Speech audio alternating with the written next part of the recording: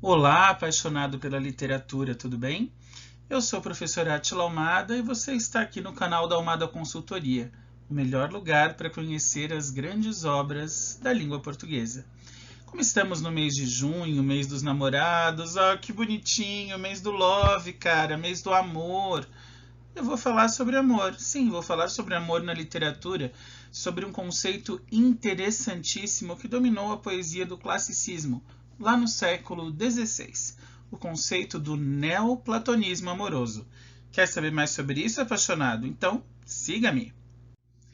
Bom, vamos lá. Se a gente fala em neoplatonismo, neo quer dizer o quê? Neo quer dizer novo, novo platonismo amoroso. Se é novo, alguém fez antes. Se é platonismo, este alguém foi Platão. Quem foi Platão? Platão foi um filósofo grego do período de ouro da Grécia, período helênico, né? Período clássico da antiguidade grega. Olha que bonito. Não confundam os dois clássicos, tá? Quando eu falo em clássico na Grécia, é antiguidade. Quando eu falo em classicismo, na literatura ocidental é século XVI. Beleza? Então, no período clássico da antiguidade, na Grécia, viveu este filósofo chamado Platão. Aliás, Platão era o segundo de uma tríade interessantíssima de filósofos que começou com Sócrates. Sócrates, lembra o do autoconhecimento? Conhece-te a ti mesmo. Só sei que nada sei e a ignorância é o primeiro passo para saber mais. Platão foi discípulo de Sócrates, veio logo depois. E Aristóteles, o terceiro que fecha este trio de ouro, foi discípulo de Platão. Então, Platão está entre Sócrates e Aristóteles. Platão trabalha na sua filosofia a distinção de dois mundos, o mundo das formas e o mundo das ideias. O mundo das formas, segundo Platão, é um mundo imperfeito, falível, errado, onde há apenas simulacros, ou seja, representações, cópias e, portanto, representações falsas do que seria a verdade, do que seria a perfeição. A perfeição é aquela que está no mundo das ideias. Aliás, você também pode chamar o mundo das formas de mundo sensível e o mundo das ideias de mundo inteligível. Fica meio confuso se eu falar nestes termos com você, né? Muito conceitual, mundo das formas, ideias, perfeição e imperfeição. Vamos facilitar esse trabalho? Para isso, preste atenção. Eu tenho aqui um copo. Vocês estão vendo? Um copo verde, um copo de plástico, tranquilo. Um copo como qualquer outro. Mas este é o problema. Como assim como qualquer outro? Há outros copos? Há. São todos iguais a estes? Não. Podem ser azuis, podem ser amarelos, rosas, podem ser transparentes. Este, no caso, é de plástico, podem ser de vidro, podem ser de cristal. Ou seja, existem vários modelos de copo, não existem? Isto prova que o nosso mundo é imperfeito, porque são cópias, são simulacros do copo ideal. Se nós vivêssemos no mundo das ideias, não haveria tantos modelos de copo assim. Haveria um perfeito, indiscutivelmente funcional, que serviria para absolutamente tudo. Entendeu agora? Ficou um pouco mais fácil? Então é isso, as formas são imperfeitas e todas as formas são cópias. Bom, e onde entra o amor nessa bagunça toda? Porque eu falei de copo, dei exemplo de algo bem mais tangível, bem mais concreto. Ora, o amor entra nessa bagunça toda com a divisão entre corpo e mente, corpo e espírito, amor carnal e amor ideal. O que é o nosso corpo, se não algo falho e falível?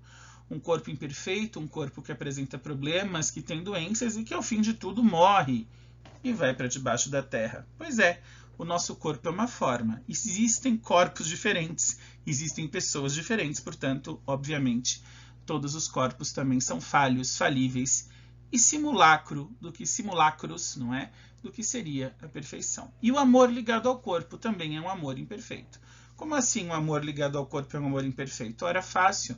O amor ligado ao corpo, ele se desliga facilmente. Se desliga como? Com a distância, com a saudade, com as traições ou com a infalível, embora nem sempre esperada, morte. Uma vez que há uma separação dos corpos, se o amor é baseado apenas nisso, ele se acaba e prova cabalmente a sua imperfeição. Portanto, para Platão, o amor perfeito, o amor ideal, é aquele que existe enquanto ideia. E veja que interessante, se nós estamos falando do amor enquanto ideia, a ideia de amar alguém, né, o sentimento que conduz a essa ideia da perfeição, essa ideia independe de corpo, independe de sexo. Portanto, o amor-ideia ele pode ser literalmente de qualquer pessoa para qualquer pessoa, porque na ideia não há barreiras para a concretização desse amor. Portanto, é apenas este amor que se comunica, que se aproxima do mundo inteligível, do mundo perfeito. Beleza? É assim que pensava Platão. Esta é a origem, este é o platonismo amoroso. Portanto, quando a gente brinca e fala, nossa, esse é o meu amor platônico, é justamente porque é um amor que está só na ideia e não se concretizou, né? A gente faz essa relação não tão exata quanto o que eu acabei de dizer sobre Platão, mas mais ou menos próxima. E daí, como é que isso reaparece? Qual é o ressignificado para eu ter o neoplatonismo amoroso? Bom, o ressignificado é o seguinte.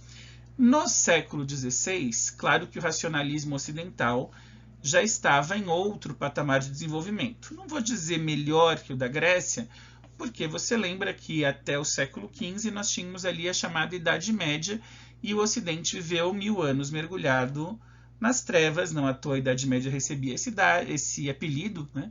Porque você não podia ter nada que saísse do quintalzinho ali da Igreja Católica, que dominava todos os reinos, todos os países que começavam a se formar no Ocidente, e eu digo em termos de Ocidente, na Europa. Muito bem, quando, a partir do século XV, com o Renascimento e com a consolidação disso no século XVI, volta-se a falar nos valores gregos, nos valores da antiguidade clássica, não à toa o século XVI se chama classicismo, justamente pela retomada destes valores, quando se volta a falar neles, eles pescam a questão do platonismo amoroso, que estava lá guardadinha, só que acrescentam um detalhe. Não dá para achar, senhor Platão, isso pensam no século XVI, que um amor vai começar como ideia. Isso é impossível. Nenhum amor, nenhum sentimento se liga, se dá um play ali na ideia e, nossa, eu estou apaixonado. O sentimento ele só pode começar se ele começar pela forma, afinal, o nosso mundo é o mundo das formas. Então, basicamente, você tem que bater o olho na pessoa e ela chama a sua atenção. Pela beleza, pela presença física, pela presença na fala, enfim, por ser uma pessoa engraçada, mas é algum atributo visível, visual, constatável. Então, a primeira paixão é a paixão da forma. O amor começa na forma, ele não nasce sem que haja a atração pelo corpo, certo? Muito bem. Isso é uma diferença. E onde entra a semelhança? A semelhança entra no ponto de que, obviamente, a atração pelo corpo faz sofrer por tudo aquilo que eu acabei de falar. O corpo é fraco, falho, falível, as pessoas se distanciam, se traem, elas morrem. E aí, quando há a separação física, existe um profundo e intenso sofrimento amoroso. Este sofrimento amoroso gera um processo de sublimação, ou seja, o aprendizado que você tem com esse sofrimento faz com que você consiga superá-lo, e ao sublimar, ao superar esse sofrimento, aí sim se pode atingir o amor-ideia.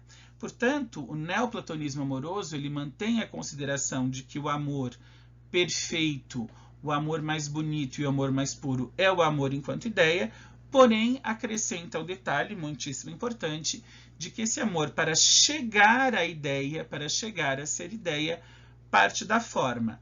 A forma gera o primeiro sentimento, a ausência da forma gera o sofrimento e a sublimação do sofrimento gera a ideia. Muito bem. Isso dito, como é que a gente representa, ou como é que isso foi representado em texto? Como é que isso foi traduzido pela poesia do classicismo europeu do século XVI?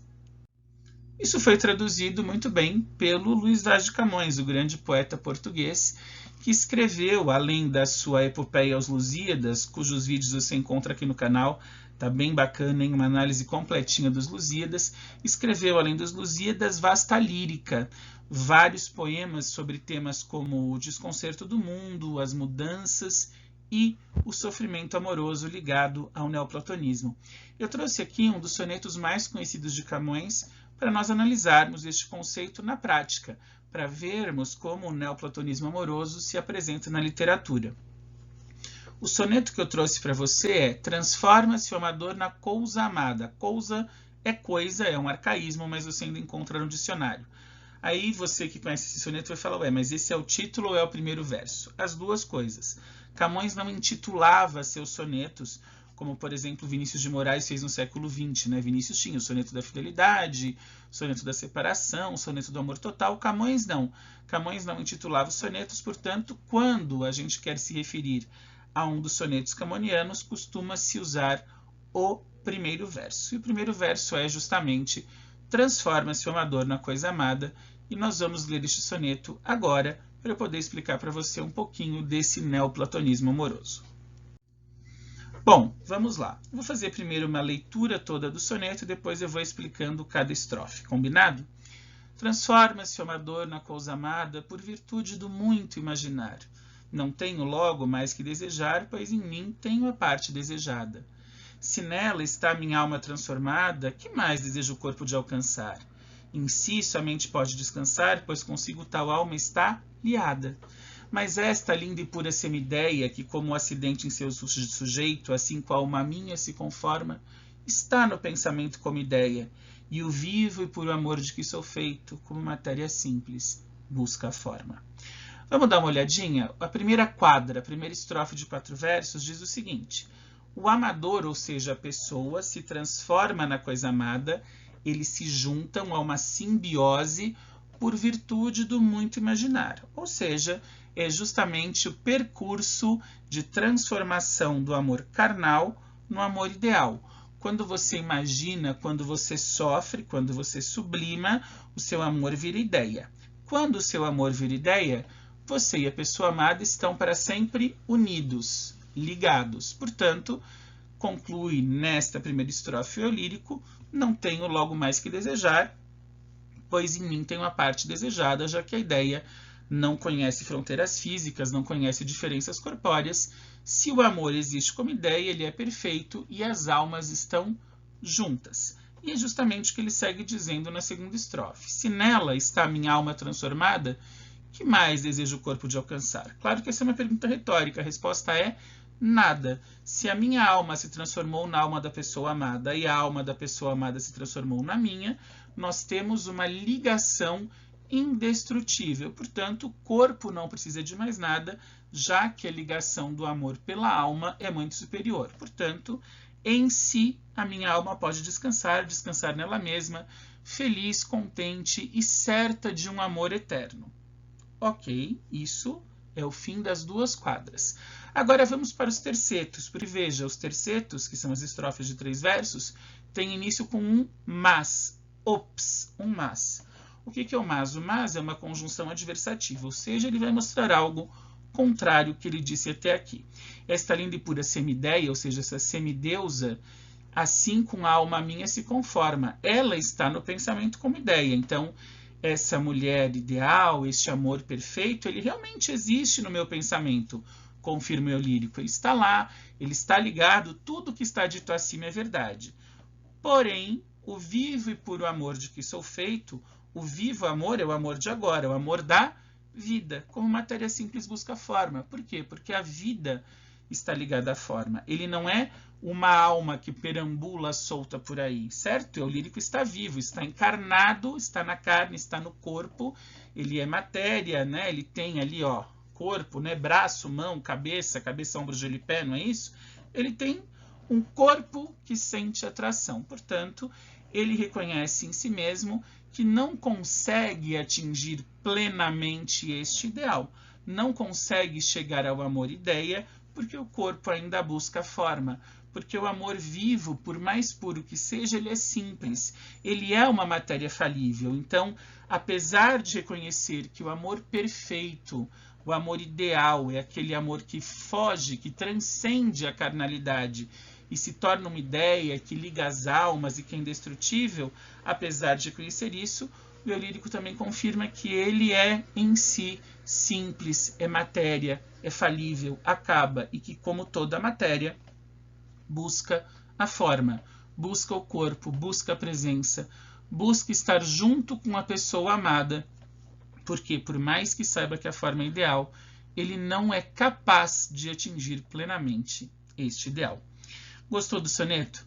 Camões era fenomenal, não é mesmo? Se você gostou de conhecer mais este conteúdo, gostou do soneto, deixa aqui nos comentários. Não se esqueça de se inscrever no canal, curta o vídeo, compartilhe, divulgue para os seus amigos Esse engajamento é muito importante para nós. E caso você tenha alguma dúvida, queira saber de algo de literatura que ainda não foi comentado aqui, pode mandar um e-mail, é só escrever em almada. Não se esqueça do ponto, almada.consultoria@gmail.com ou no direct lá do Instagram, @almadaconsultoria. Eu já volto para falar mais sobre a literatura em língua portuguesa com você. Um grande abraço!